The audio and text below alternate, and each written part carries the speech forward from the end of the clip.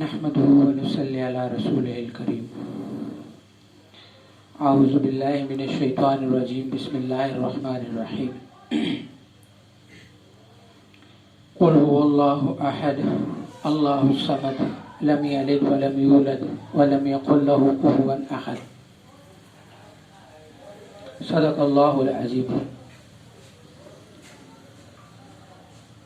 میرے بھائیوں، دوستوں اور واجب الاحترام ساتھیوں، اللہ رب العزت کا بہت بڑا احسان ہے کہ اللہ رب العزت نے اس گئے گزرے دور کے اندر ہمیں اپنا نام کہنے اور سننے کے لیے اکٹھا فرمایا ہے۔ اس چیز کے اوپر ہم جتنا بھی اللہ کی ذات کا شکر ادا کریں وہ کم ہے، کیونکہ نیکی کی طاقت بھی اللہ ہی دیتا ہے اور برائی سے بچنے کی طاقت بھی اللہ ہی دیتا ہے۔ اللہ کے حکم اور ارادے کے ساتھ ہی سارے کام ہوتے ہیں۔ اللہ کے حکم اور ارادے کے بغیر کوئی بھی کام ممکن نہیں ہے۔ چیزیں جو ہیں وہ وسیلہ بنتی ہیں، وسیلے ہی کو سب کچھ سمجھ لینا یہ بھی غلطی ہے، اور وسیلے کا انکار کرنا یہ بھی غلطی ہے۔ یعنی کہ کوئی انسان یہ کہے کہ کھانا ہی بھوک مٹاتا ہے تو وہ بھی غلطی پر ہے، اور کوئی یہ کہے کہ کھانا کھانے کی ضرورت ہی نہیں ہے وہ بھی غلط ہے۔ کھانا انسان کھاتا ہے لیکن بھوک اللہ مٹاتا ہے۔ دوائی انسان کھاتا ہے لیکن شفا اللہ ہی دیتا ہے۔ پانی انسان پیتا ہے لیکن پیاس اللہ ہی بجھاتا ہے۔ ایسے دنیا کے جتنے بھی نظام ہیں اس کے لیے وسیلہ اللہ بنائے گا۔ ہم وسیلے کو کل سمجھ لیں گے تو یہ ہماری غلطی ہے، اور وسیلے کا انکار کریں گے تو بھی غلطی ہے۔ اسباب کا انکار نہیں ہے۔ اسباب کا استعمال جنگ حنین کے اندر جناب نبی کریم صلی اللہ علیہ وسلم نے 2 ذرائع پہنی۔ کیا ان سے زیادہ کسی کو توکل تھا یا ہے؟ تو یہ جتنی بھی چیزیں ہیں اسباب کے درجے میں ان کا استعمال ضروری ہے۔ پھر جیسے کہ نبی کریم صلی اللہ علیہ وسلم نے فرمایا، وہ ایک صحابی رضی اللہ تعالیٰ نماز پڑھنے کے لیے مسجد میں آئے تو پوچھا کہ اونٹ کا کیا کیا؟ تو عرض کی کہ یا رسول اللہ وسلم ایسے اللہ کے توکل پہ چھوڑا ہے۔ تو فرمایا کہ پہلے اونٹ کو نکیل کے ساتھ باندھو پھر اللہ پر چھوڑو۔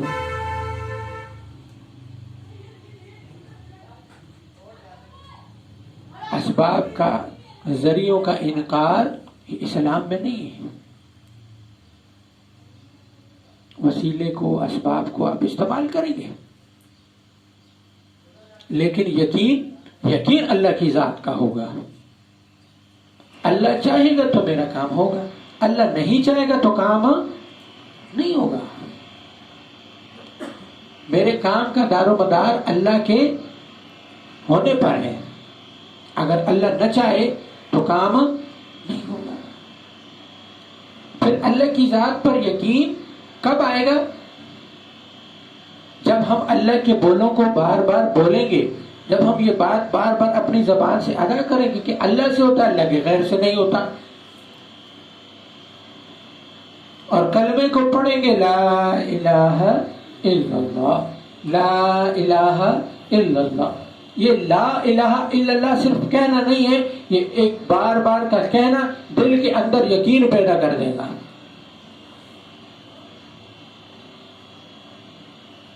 کہ کائنات کا جتنا بھی نظام ہے وہ اللہ کے سوا کو چلا نہیں سکتا۔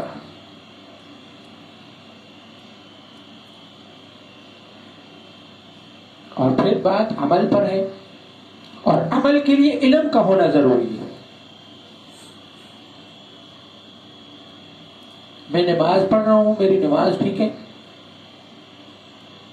مجھے نماز کے فرائض کا پتہ ہے، مجھے نماز کی واجبات کا پتہ ہے، مجھے نماز کی سنتوں کو پتہ ہے. چلے سنتیں تو چھوڑ دیں، لیکن فرائض اور واجبات اگر چھوٹ جائیں تو نماز کا کیا طریقہ کار ہے، اس کو میں پورا کیسے کروں گا؟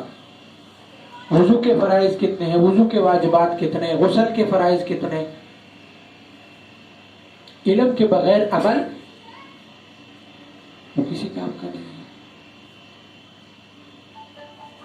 اس لیے ہمیں اپنے عمل کے لیے، دین اس چیز کا نام نہیں ہے کہ ہم دوسروں پر فتوے لگاتے رہیں، ایک دوسرے کے پیچھے لگے رہے. سنی لگ رہے کہ وہابی ایسے ہیں، وہابی لگ رہے کہ سنی ایسے، دیوبندی لگ رہے ہیں بریلوی کافر ہے، بریلوی لگ رہے دیوبندی کافر ہے. دین اس چیز کا نام نہیں ہے. دین میں علم اس چیز کا نام ہے کہ میں جو عمل کر رہا ہوں، میں جو زندگی گزار رہا ہوں، اس میں شریعت کا کیا حکم ہے، اس میں شریعت کا کیا حکم ہے. پھر کسی کی جنت اور دوزخ کے اوپر تو فیصلہ ہم کر بھی نہیں سکتے ہیں، وہ تو کوئی بھی نہیں کر سکتا، چاہے کوئی بزرگ ہے چاہے کوئی ولی ہے، کیونکہ جنت اور دوزخ وہ اللہ کا فیصلہ ہے. نیت کا دار و مدار وہ اللہ کا فیصلہ ہے. کوئی بھی انسان نیت کے بارے میں بتا نہیں سکتا. نیت کے فیصلے اللہ کے فیصلے ہیں، اور یہ ہماری عقائد کی کتابوں میں لکھا ہوا ہے. یہ ہمارا عقیدہ ہے کہ ہم کسی بھی مسلمان کو، کسی بھی اہل قبلہ کو ہم کافر نہیں کہیں گے، ہم جنتی اور جہنمی نہیں کہیں گے.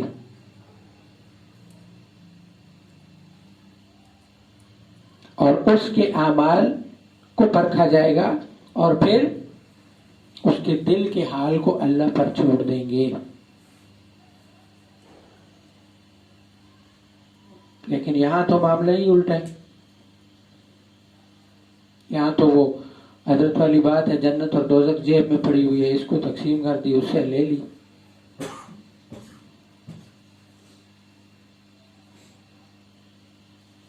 تو عرض کرنے کا مقصد یہ ہے کہ جو چیزیں خطرناک ہیں، یہ کفر لزوم میں آتا ہے، یعنی پلٹتا ہے.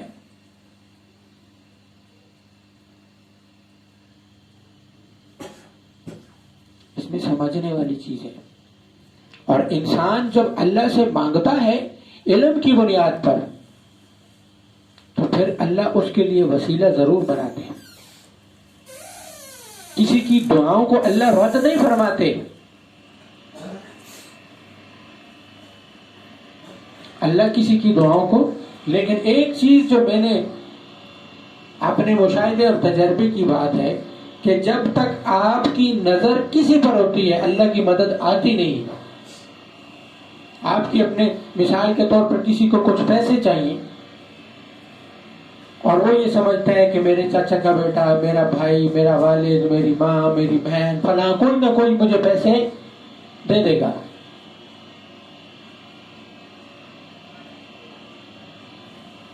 تو تب تک اللہ کی مدد نہیں آتی.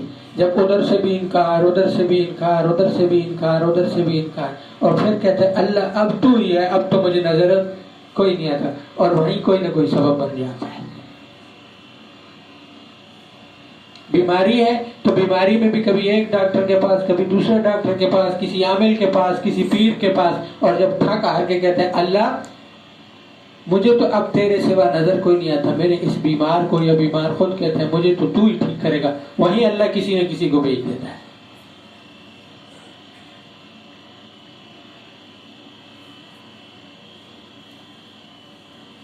تو جب تک آپ کی نظر دنیا کے اسباب پر، یعنی کلی طور پر ہوگی، اللہ کی مدد نہیں آئے گی. اور جب آپ اللہ سے مانگیں گے کہ اللہ مجھے تیرے سوا نظر کوئی نہیں آتا، اللہ میرا تیرے سوا کوئی نہیں ہے، اس وقت اللہ کی مدد آ جاتی ہے. اللہ کی مدد حاصل کرنے کا یہ طریقہ ہے.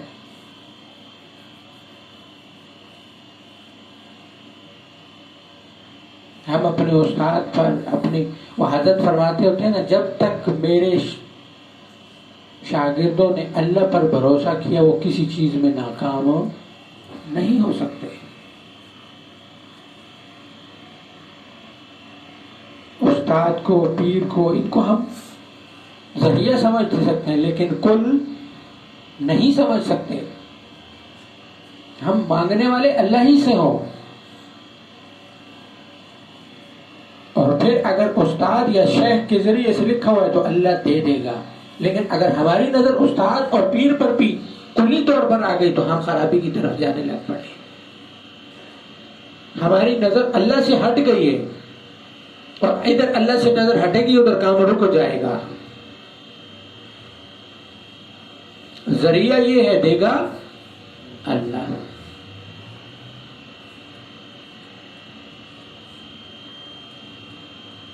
ہم نے یہ چیزیں عوام کے اندر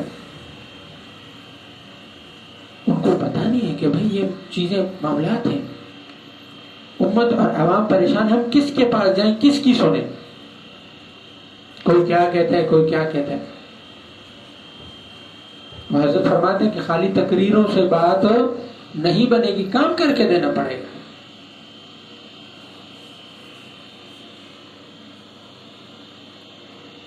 لوگوں کے مسائل کو سن کر، لوگوں کے مسائل سننا کوئی آسان کام ہے؟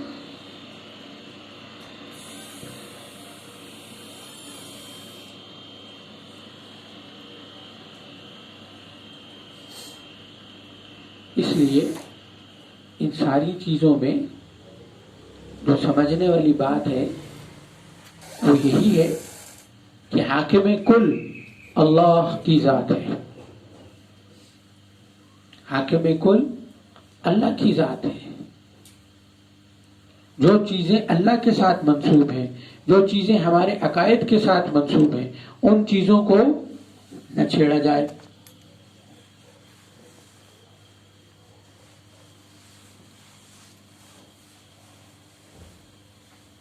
کچھ چیزیں ہمارے عقائد میں موجود ہیں لیکن ہم ان کو، ہمارے عقائد میں ایک چیز یہ بھی موجود ہے کہ ہم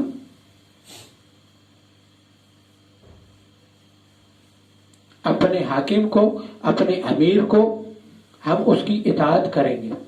اطاعت خداوندی کی وجہ سے ہم اپنے حاکم یا امیر کی اطاعت کریں گے اور اس کے لیے بددعا نہیں کریں گے. آج ہم لوگ بیٹھے ہوتے ہیں اپنے حکمرانوں، جب ہم بددعائیں دے رہے ہوں گے تو کیا اللہ ان سے صحیح کام لے گا؟ خیر کی دعا مانگیں گے، اس کے پیچھے حکمت سمجھ میں آتی ہے. بڑوں نے باتیں ایسے نہیں لکھ دی ہیں. امام طحاوی رحمۃ اللہ علیہ نے یہ مسئلہ لکھا ہے اور آپ کے قرآن سے ثابت ہے. وَآتِوا اللَّهَ وَآتِوا الرَّسُولَ وَأُولِي الْأَمْرِ مِنْكُمْ. تو اولی الامر کون ہے؟ پھر اس کے بعد کہ ہم گناہ کی باتوں میں ان کی اتباع نہیں کریں گے لیکن جائز امور کے اوپر ان کی اطاعت ہمارے اوپر فرض ہے. پھر اگر وہ ٹھیک نہیں ہے تو ہم اپنے اعمال بھی دیکھیں، اپنے بھی گریبان میں جانگ لیں ہم کتنا ٹھیک ہیں. میرے سمیت کتنے لوگ ٹھیک ہونا چاہتے ہیں؟ حاکم تو کوئی بھی آئے گا لیکن ہمارے ٹھیک ہونے کے ساتھ معاملات بنیں گے.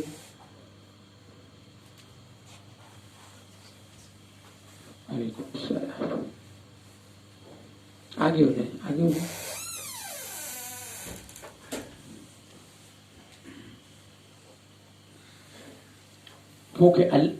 کیونکہ نبی کریم صلی اللہ علیہ وسلم نے فرمایا جیسے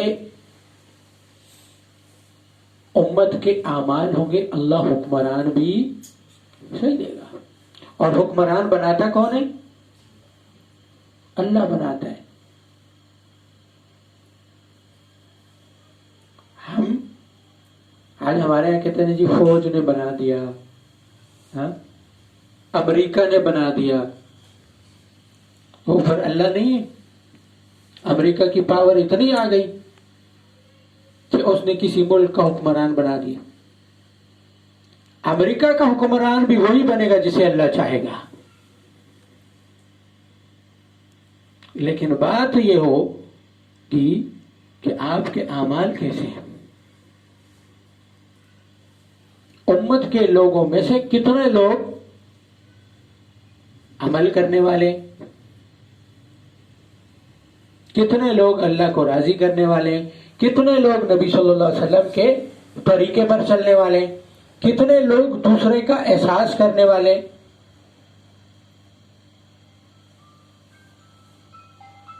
اور پھر چوری ہمیں صرف اپنے سے بڑے میں نظر آتی ہے یا دوسروں میں نظر آتی ہے، یا بدعملی ہمیں صرف دوسروں میں نظر آتی ہے، میرے سمیت اپنے گریبان میں دیکھنے والا کوئی نہیں ہے.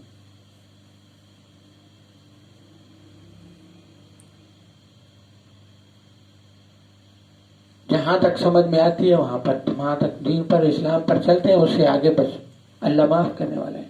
یہ بھی چیز ہے کہ ایک انسان کو توبہ کا دروازہ نہیں چھوڑنا چاہیے. جس وقت بھی غلطی ہو بندہ اللہ کے ساتھ جڑ جائے، اللہ مجھے معاف فرما. اور ایک سب سے بڑی غلطی جو ہم سب کے اندر ہے کہ ہم اپنے عیب دوسروں کو بتاتے ہیں. اور بعض لوگ تو فخر سے بتاتے ہیں، میں نے فلاں وقت فلاں کام کیا. اگر معاشرہ اس کو برا نہیں سمجھتا تو شریعت کے اعتبار سے تو وہ غلط ہے.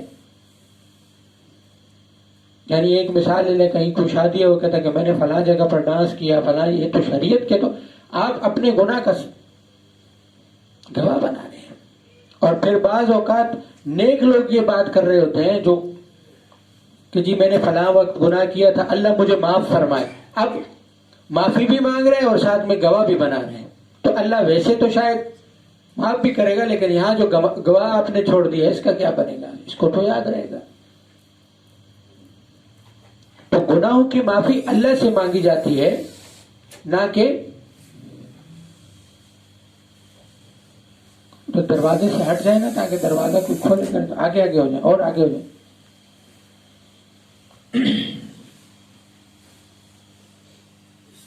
گناہوں کی معافی اللہ سے مانگی جاتی ہے، نہ کہ لوگوں کو بتا کے کہ میں نے اب معافی مانگنا شروع کر دی ہے.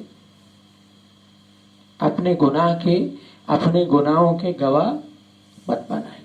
اور برائی سے جان چھوٹ جائے اس کا طریقہ بھی توبہ ہی ہے. جتنی زیادہ توبہ کریں گے اتنی شیطان کو سمجھ میں آئے کہ اس کو تو گناہ کرانے کا کوئی فائدہ نہیں، ادھر میں اس سے گناہ کرواتا ہوں، ادھر یہ توبہ کر لیتا ہے. تو توبہ کا دروازہ نہیں چھوڑنا. جس وقت دھیان پڑتا جائے کہ میرے سے فلاں گناہ ہو گیا، میرے سے فلاں غلطی ہوگی، اللہ کی طرف رجوع کر لیں.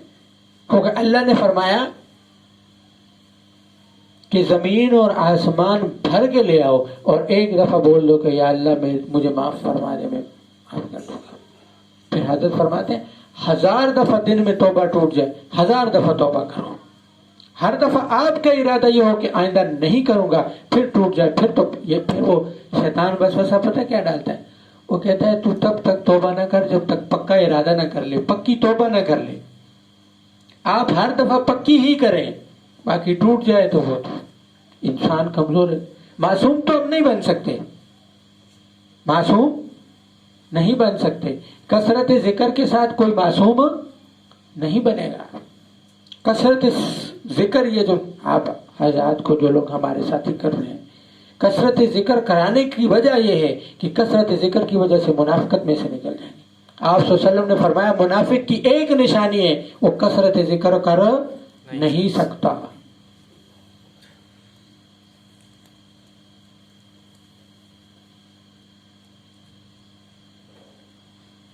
یہ کثرت ذکر ہمیں انشاءاللہ منافقت میں نہیں جانے دے گا. اور اس ذکر کی وجہ سے اللہ رب العزت دنیا کے معاملات کو بھی ٹھیک کریں گے اور آخرت کی بھی انشاءاللہ ٹھیک کریں گے. جب دنیا کے ٹھیک ہو رہے ہیں تو اللہ آخرت میں بھی ٹھیک کرے گا. سنتوں کا اہتمام ہو، 5 وقت با جماعت نماز کا اہتمام کریں. اور چیزوں کو کوئی بھی کسی بھی چیز کو دین سمجھتے ہوئے کرنا ہے تو اس کی تحقیق اچھے طریقے سے کر لیں. آیا جو عمل میں کرنے لگا ہوں یہ واقعی میں دین ہے، یہ واقعی شریعت کا حکم ہے، یہ واقعی نبی صلی اللہ علیہ وسلم کی سنت ہے، یا جو میں عوام کا سوال ہوتا ہم کس کی سنیں؟ نمونہ نبی کریم صلی اللہ علیہ وسلم کی ذات اقدس ہے یا صحابہ ہیں؟ نبی صلی اللہ علیہ وسلم کی زندگی نمونہ ہے، پھر آپ صلی اللہ علیہ وسلم کا فرمان ہے میرے صحابہ ستاروں کی مانند ہیں، کسی کی بھی اتباع کرو گے فلاح پا جاؤ گے. تو نمونہ ہمارے سامنے موجود ہے، نہ کوئی مولوی ہے نہ کوئی مفتی ہے نہ کوئی، یہ نہیں عرض کر رہا کہ ان کو ماننا نہیں ہے، لیکن اگر کسی جگہ پر وہ غلطی کر رہے ہیں تو یہ نہیں کہ وہ بزرگی سے نکل جائیں گے، لیکن یہ بھی نہیں کہ وہ کل ہے اور ہر بات انہی کی ماننی. آپ دو بندوں کی بات سنتے ہیں تو دونوں میں سے ڈھونڈ لینا اور ساتھ میں اللہ سے یہ مانگتے رہیں کہ اللہ مجھے سیدھا رستہ دکھا، تو اللہ آپ کو دکھا دیں گے. پھر دونوں میں سے جس پہ دل مطمئن ہو کام کر لے، پھر اس کے ساتھ چلنا شروع کر دیں.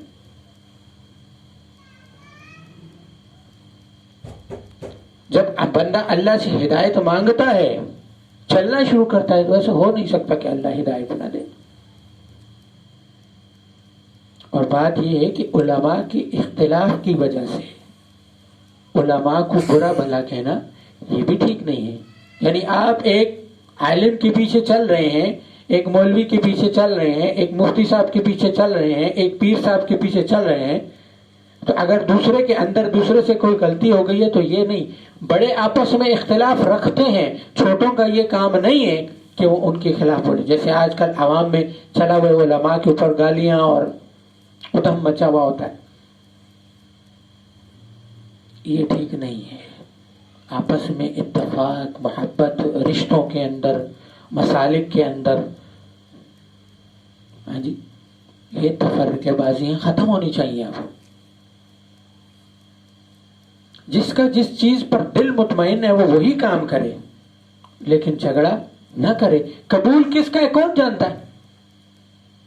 کسی کے دل کی حالت کیا ہے، اللہ کے ساتھ کیسے جڑا، یہ تو اللہ کا معاملہ ہے، اللہ اور بندے کا معاملہ ہے.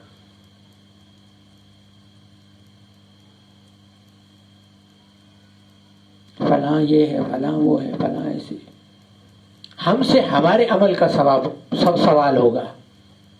میں نے کتنی نمازیں پڑھی، میں نے کتنے اعمال کیے،